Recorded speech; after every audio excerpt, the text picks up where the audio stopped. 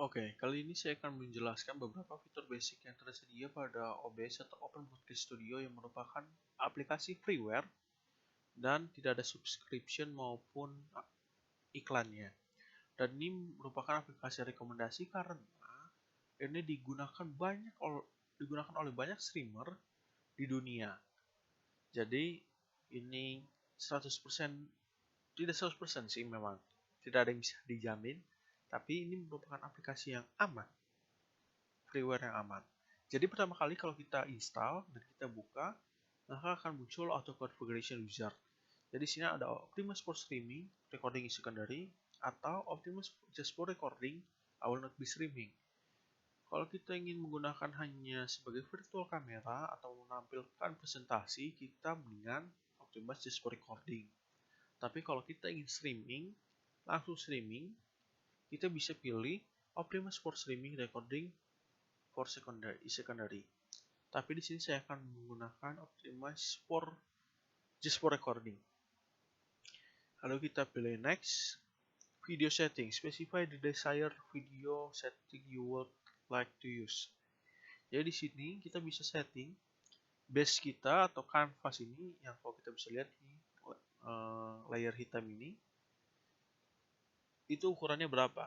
Biasanya mengikuti resolusi monitor kita. Di sini saya menggunakan monitor dengan resolusi 1600x900, maka di sini kita bisa use current 1600x900. Tapi kalau kita punya seperti ini, saya menggunakan 3 layar. Bisa display 3 dengan resolusi 1366x768. Cuma di sini saya menggunakan karena layar utama saya 1600x900, maka saya pilih yang use current. Dan di sini ada FPS, frame rate per second. Jadi berapa frame rate yang ingin kita gunakan? Di sini ada pilihannya either 60 or 30, but prefer 60 when possible. Jadi kalau kita FPS-nya, jika CPU kita kuat, maka akan ke 60 fps, maka akan lebih halus. Atau 30 jika menurut OBS ini CPU kita kurang kuat. Jadi kita pilih aja either 60 or 30. Share note, the canvas resolution is not necessarily the same as the resolution you will stream or record with. Jadi kita gak perlu samain base resolution kita dan resolusi yang bakal kita streaming. Jadi kalau misalnya kita menggunakan di sini kan base resolutionnya atau canvasnya 1600x900, tapi kita ingin streaming di 720p. Biasanya 720p itu di 1280x720. Itu nggak apa-apa, nggak masalah. Your actual stream atau recording resolution may be scaled down. Jadi kalau misalnya kayak tadi kita ingin streaming di 720, sedangkan kita base canvasnya di 1080, maka akan di scale down. Kita next saja. Final result. Testing complete. Recording encodernya kita menggunakan hardware NVANC. Recording quality-nya high quality, medium file size. Dan sini base canvasnya 1600x900 seperti resolusi seluler saya. Di sini output resolusinya 1066x600. Dan di sini FPS-nya frame rate per second-nya hanya 30. Itu sebenarnya nggak masa 30 untuk recording maupun streaming. Tapi kalau mau dipaksa 60 pun bisa. Kita pilih aja apply setting atau cancel pun nggak masalah. Kalau mau apply setting ya silahkan apply setting, karena itu bisa diubah di setting ntar. Oke. Jadi di sini saya jelaskan, di sini ada beberapa tab awal. Seperti di sini kita lihat bisa ada scene, source, audio mixer, scene transition, dan control. Lalu apa fungsi-fungsinya? Di sini ada scene. Scene ini adalah layer-layer atau tampilan yang ingin kita tampilkan. Jadi misalnya ini scene yang pertama ingin kita tambahin tulisan, dan scene yang kedua mau kita tambahin gambar. Nah, itu bisa kita pilih plus add scene aja. Please enter the name of the scenes. Dan ini nggak boleh sama ya namanya. Misalnya kita pengen namain apa, misalnya namain A, terus scene yang kedua kita namain A lagi nggak bisa karena dia harus spesifik namanya. Dan di sini ada source, type source. Type source ini fungsinya adalah misalnya di sini kita pilih scene yang pertama, lalu kita ingin tambahkan tulisan atau gambar, maka pilihnya di sini. Tinggal kita add di tanda plus ini atau minus ini untuk nge-remove tulisan atau pokoknya konten-konten yang ada di dalamnya. Dan di sini set properties atau setting. Dari misalnya kita udah bikin tulisan, kita pengen ganti, kita tinggal pilih properties ini. Dan ini ada move up, move down. Jadi fungsi move up, move down ini adalah misalnya kita menampilkan gambar. Contoh ya, kita tampilkan gambar, create new image. Oke, browse. Kejar. Misalnya kita menampilkan ini. Oke, gambar ini diperbesar. Terus kita tambahin tulisan. Oh ya, cat lagi. Saat kita create new ini, kan di sini kita bisa ganti namanya. Saya sarankan setiap scene itu, maksudnya setiap tulisan bisa kita ganti namanya untuk supaya rapi. Dan ini bisa misalnya kita di scene selanjutnya ingin kita tambahin, kita ingin tambahin tulisan sesuai dengan scene yang lain, maksudnya sama, maka kita bisa enter add exiting. Jadi misalnya kita bisa di sini testing ya, testing. Oke. Terus kita tulisan di sini. Oke. Di sini ini tulisan nih. Nah, fungsi move up, move down. Jadi seperti yang tertera di sini. Jadi kalau misal image ada di paling bawah, maka dia akan sebagai background. Tapi kalau di paling atas, maka dia akan menutupi. Contoh, ini testingnya ada di bawah dan image-nya ada di atas, maka tulisannya hilang.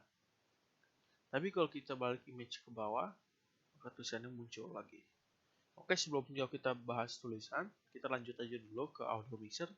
Nah, fungsi audio mixer ini adalah saat kita recording maupun streaming. Jadi di sini ada desktop audio. Desktop audio merupakan suara komputer kita, dan mix adalah yang saya pakai ini, mic. Dan scene transition adalah saat kita ingin berubah dari scene 1 ke scene 2, maka akan ada efeknya, itu mau kita fade atau cut. Kalau cut langsung tanpa ada, kalau fade kan ke hitam dulu baru muncul dia. Dan di sini kita bisa nambahin durationnya asalnya 300 atau 0,3 detik, 300 milisecond. Dan di sini ada control, ada start streaming, start recording, studio mode, setting, exit. Start streaming adalah untuk kita streaming, start recording untuk kita recording untuk di save ke komputer, dan studio mode adalah seperti ini. Apa sih fungsi studio mode? Studio mode adalah misalnya kita yang aktif sekarang ini adalah yang program. Lalu saya ingin menambahkan tulisan. Jadi biasanya kalau kita tidak menggunakan studio mode, saya akan contohkan. Jika kita tidak menggunakan studio mode, ini adalah scene yang aktif sekarang. Misalnya untuk kita streaming atau untuk video atau untuk virtual kamera. Lalu kita pilih scene yang kedua, maka dia akan langsung berubah. Sedangkan kalau kita menggunakan studio mode, di sini ada program, ada preview. Program adalah yang aktif dan preview adalah yang ingin kita tampilkan selanjutnya. Jadi karena kita yang sedang aktif adalah scene 2, maka di program muncul scene 2. Ini blank ya. Lalu kita ingin menampilkan scene 1, tapi kita ingin edit dulu. Nah, maka di sini akan muncul di preview scene yang pertama karena kita pencet ini. Scene 1, kita pencet. Sedangkan yang sebelumnya programnya yang aktif adalah scene 2. Jadi kita di sini kita bisa ganti tulisan dan lain-lain, dan kita ingin mengubah ke scene yang aktif, maksudnya bisa terlihat di recording, bisa terlihat di streaming, dan bisa terlihat di virtual kamera. Kita tinggal pilih, bisa transition, bisa cut, bisa fade, bisa transition. Maka yang muncul akan yang ada di program ini, maka langsung akan berubah gitu istilahnya. Tapi bisa juga fade to black, mau jadiin hitam tanpa ubah kemana-mana. tinggal pilih fade to black. Atau ingin nampilkan setengah-setengah aja lah, maksudnya berbayang-bayang. Nah, ini bisa nih. Jadi ada bayangan gitu, maksudnya disatuin tapi menggunakan bayangan. Jadi bukan sebelah-sebelahan tapi numpuk cuman bayangan. Oke. Di sini basicnya seperti itu. Dan kita bisa menggunakan beberapa plugin yang kita bisa cek di OBS Project di forumnya. Misalnya ada baik plugin misalnya kita ingin menambahkan animasi untuk tulisan dan lain-lain seperti virtual camera.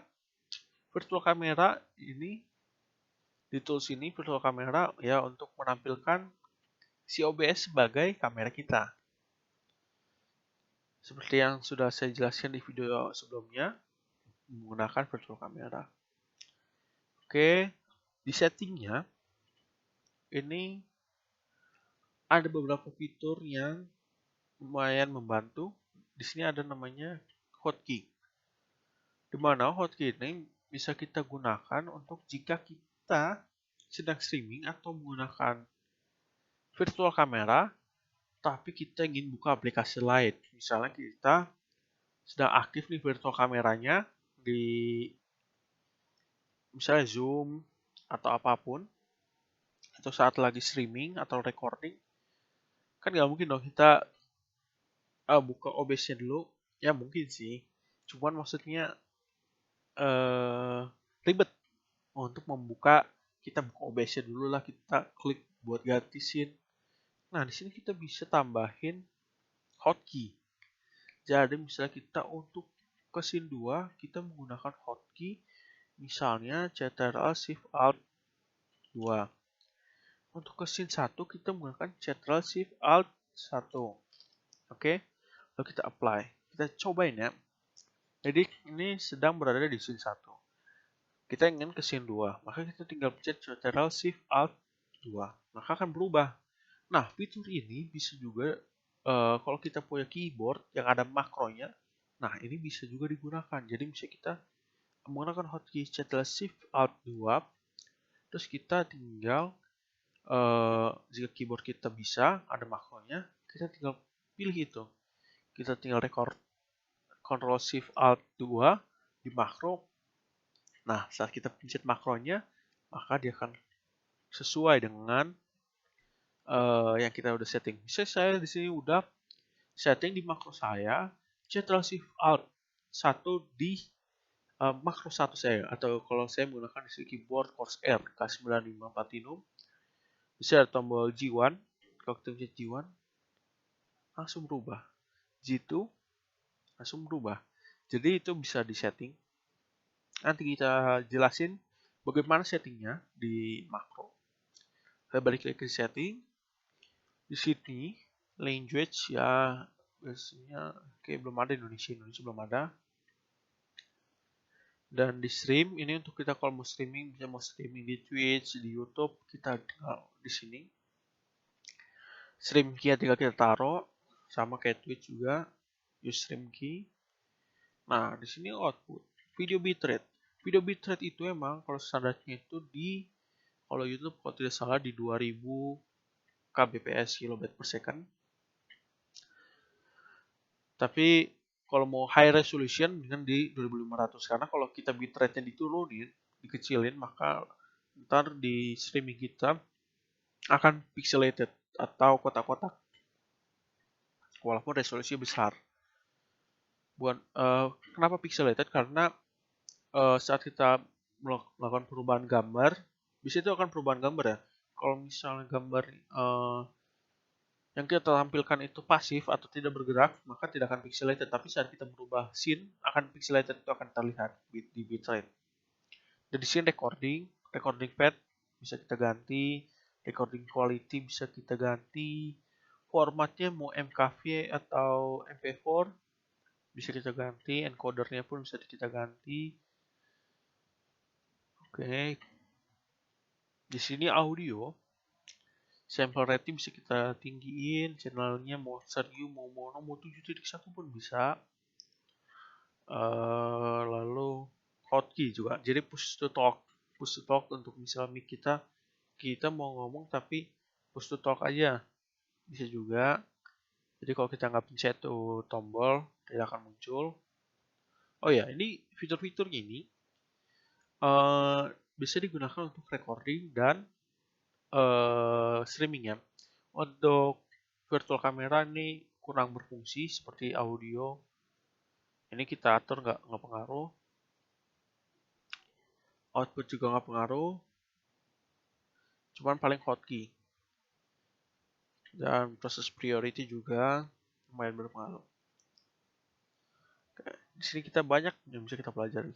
Jadi kita ingin pelajari yang basicnya aja ya. Nah, seperti yang saya jelaskan ini bisa untuk presentasi. Lah kok bisa? Caranya adalah jika kita punya laptop atau komputer, terus kita tempelkan kepada proyektor untuk presentasi atau LCD atau monitor, kita bisa pilih full screen projector preview. Lalu kita pilih si proyektor atau LCD tambahan untuk melakukan presentasi. Jika kita pilih, maka akan muncul. Bisa saya pilih tadi di layar kedua saya. Maka di layar kedua saya pun akan muncul seperti ini. Jadi kalau saya pencet ini, di scene 1 ini, maka di layar kedua akan muncul full screen apa yang ada di sini. Full screen ya, karena saya pilih di sini full screen, bukan window. Full screen projector.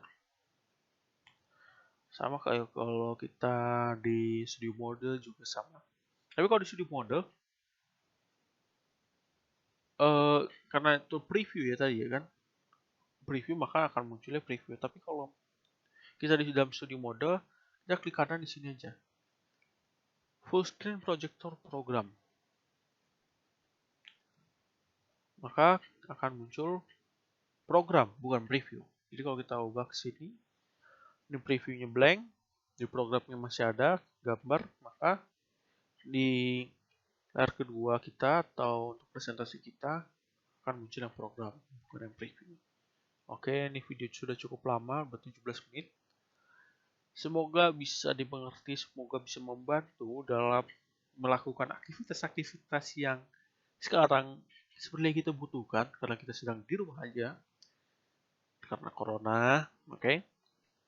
Jadi semoga ini bisa membantu karena untuk virtual kamera ini cukup membantu. Oh ya, by the way, di sini saya menggunakan handphone untuk sebagai kamera saya, webcam saya. Daripada kita beli webcam, yang kita menggunakan handphone. Nah, bagaimana settingnya? Ntar mungkin di video selanjutnya saya akan jelaskan. Semoga ya, karena saya itu sebenarnya malas ngedit. Tidak perlu subscribe, karena saya saya tidak butuh apa-apa. Oke, saya ingin sekedar sharing aja. Jadi, ya kalau ini membantu, saya udah senang. Gak perlu subscribe. Tapi kalau mau subscribe, silakan. Tidak apa-apa. Saya bukan YouTuber. Oke, bye. Semoga bisa membantu.